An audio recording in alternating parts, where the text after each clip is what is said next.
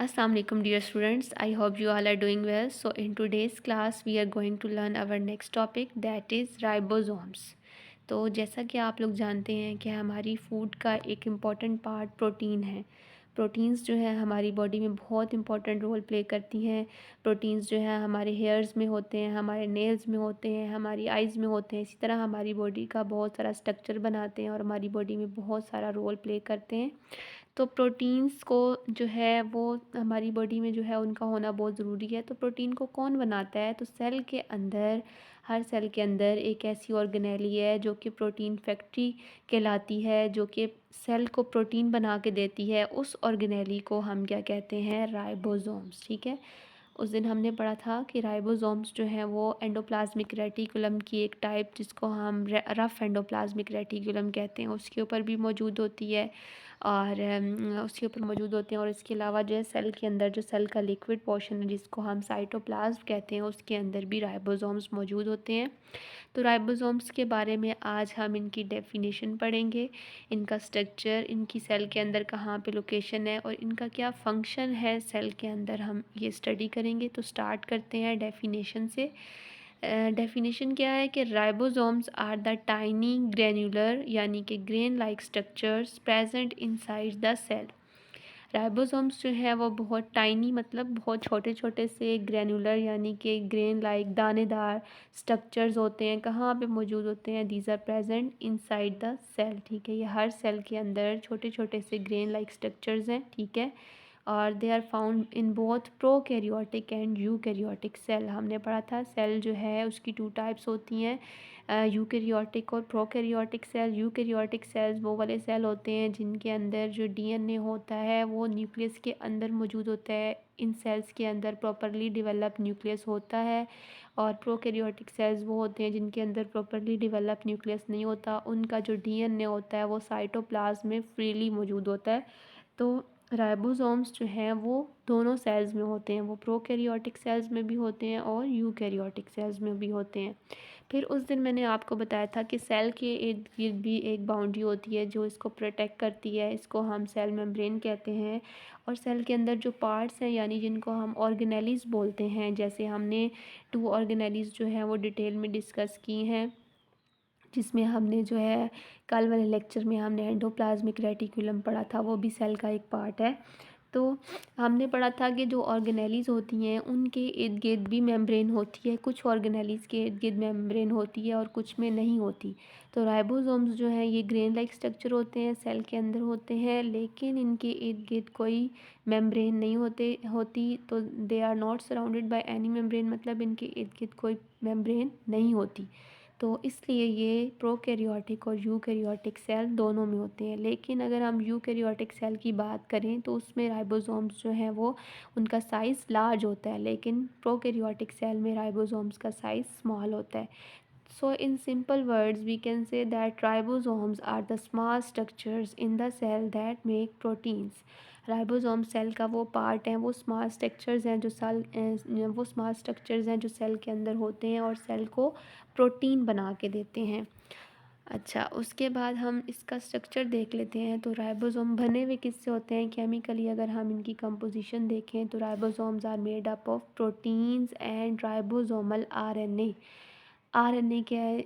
RNA जो है वो हेरिडिटरी मटेरियल है, जिस तरह डीएनए होता है। और हमने पढ़ा था आरएनए की 3 टाइप्स होती हैं, messenger RNA, transfer RNA and ribosomal RNA. Ribosomal RNA को कैसे लिखते हैं? स्मॉल आर और capital R, capital N, capital A से। तो राइबोसोम्स जो है वो इक्वल अमाउंट ऑफ प्रोटीन और राइबोसोमल आरएनए से बने होते हैं। ठीक है, फिर हम इनकी बात करें तो इनके 2 पार्ट्स होते हैं। दे हैव 2 पार्ट्स यानी इनके 2 सब यूनिट्स होते हैं। 2 सब यूनिट से ये मिल के बने होते हैं। Number 1 is large subunit and number 2 is small सब यूनिट। यहाँ पे अगर हम इसकी डायग्राम देखें तो ये आपको नज़र आ रहा है, ये राइबोसोम की डायग्राम है। 2 पार्ट से बने होते हैं, एक लार्ज होता है और एक स्मॉल होता है, large subunit and small subunit. These two subunits join together during protein synthesis. Synthesis कहते हैं बनाने को। तो ये जो 2 यूनिट्स होते हैं ये आपस में इकट्ठे हो जाते हैं, असेंबल हो जाते हैं जब इन्होंने प्रोटीन बनाना होता है। वैसे ये एक दूसरे से जो है वो डिसेंबल होते हैं, यानी कि सेपरेट होते हैं, लेकिन जब इन्होंने प्रोटीन बनाना होता है तो ये दोनों जो सब यूनिट्स हैं ये एक दूसरे के साथ मिल जाते हैं और ये प्रोटीन सिंथेसिस करते हैं, यानी कि प्रोटीन बनाते हैं।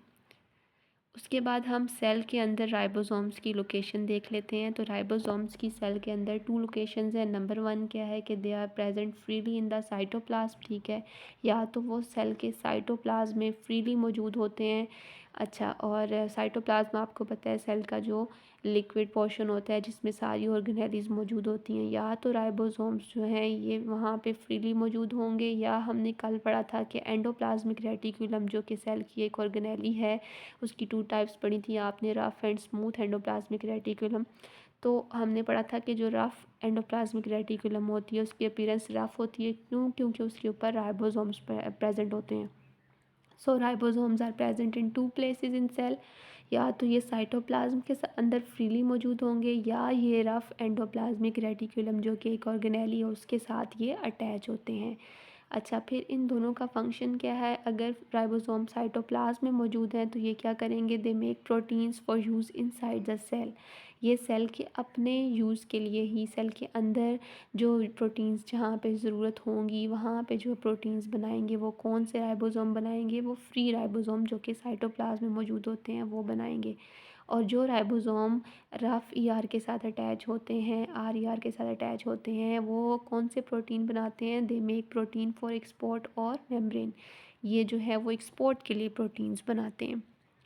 अच्छा, इसके बाद हम फंक्शंस देख लेते हैं। तो मेन जो फंक्शन है राइबोसोम्स का वो आपको पता है कि it help in protein synthesis, ठीक है। राइबोसोम्स जो हैं वो हेल्प करते हैं प्रोटीन सिंथेसिस, यानी कि प्रोटीन को बनाने में हेल्प करते हैं, ठीक है। और प्रोटीन्स जो है वो आपको पता है इनका हमारे जो बॉडी है उसमें बहुत इंपॉर्टेंट रोल है। तो हर सेल में जो ऑर्गेनेली सेल को प्रोटीन बना के देती है उस ऑर्गेनेली को हम क्या कहते हैं? राइबोसोम्स, ठीक है। और किस तरह राइबोसोम्स जो है वो काम करते हैं? तो स्टेप्स क्या है? राइबोसोम्स जो है वो प्रोटीन कैसे बनाते हैं? तो फर्स्ट स्टेप ये है कि जो मैसेंजर आरएनए होता है, मैसेंजर आरएनए भी जो है जिसको हम लिखते हैं small M capital R capital N capital A से। तो मैसेंजर आरएनए की एक टाइप है, ठीक है। ये मैसेजेस लेके आती है, इंस्ट्रक्शंस लेके आती है फ्रॉम द डीएनए, ठीक है। डीएनए के अंदर सारी इन्फॉर्मेशन मौजूद होती है कि कौन सी प्रोटीन जो है वो कैसे बनेगी। तो वो सारी इंस्ट्रक्शंस जो है वो लेके कौन आता है? वो लेके आता है मैसेंजर आरएनए। उसके बाद आपने एक और टाइप पढ़ी थी आरएनए की, वो कौन सी थी? टीआरएनए। टीआरएनए मतलब ट्रांसफ़र आरएनए, ठीक है। आपको पता है कि प्रोटीन्स जो हैं वो लार्ज सब यूनिट्स होते हैं, और ये किससे बने होते हैं? ये लार्ज मॉलिक्यूल्स होते हैं, और ये अमाइनो एसिड यानी कि अमाइनो एसिड जो स्मॉल मॉलिक्यूल्स हैं इनसे मिलके बने होते हैं। इनकी बहुत सारी मॉलिक्यूल अमाइनो एसिड के जो है वो मिल के प्रोटीन बनाते हैं। तो मैसेंजर आरएनए जो है वो डीएनए से इंस्ट्रक्शंस लेके आता है, ठीक है। और फिर उसके बाद जो ट्रांसफ़र आरएनए होता है वो डिफरेंट अमाइनो एसिड्स को आपस में जोड़ता है, और राइबोसोम्स इन अमाइनो एसिड्स को जोड़ के क्या बना लेते हैं? प्रोटीन की चेन बना लेते हैं, और इस चेन को हम क्या कहते हैं? अमाइनो एसिड चेन, यानी कि प्रोटीन कहते हैं। तो राइबोसोम्स जो हैं इनका मेन फंक्शन ये है कि they help in protein synthesis. इनको ये हेल्प कौन करता है? डीएनए इनको इंस्ट्रक्शन देता है मैसेंजर आरएनए के थ्रू, और फिर ट्रांसफ़र आरएनए अमाइनो एसिड्स को जोड़ के क्या बना लेते हैं? प्रोटीन। तो ये था फंक्शन ऑफ राइबोसोम्स।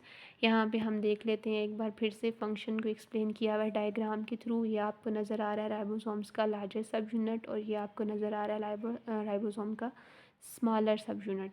ये मैसेंजर आरएनए है जिसके ऊपर आपको ये इंस्ट्रक्शंस नज़र आ रही हैं कि कौन सी प्रोटीन जो है वो कौन सी अमाइनो एसिड्स को कहाँ पे अटैच करना है।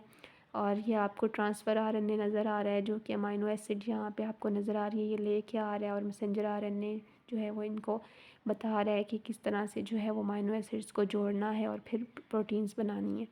तो ये था आपका आज का लेक्चर। वीडियो अच्छी लगे तो आप सब्सक्राइब ज़रूर करें। Thank you. अल्लाह हाफिज़।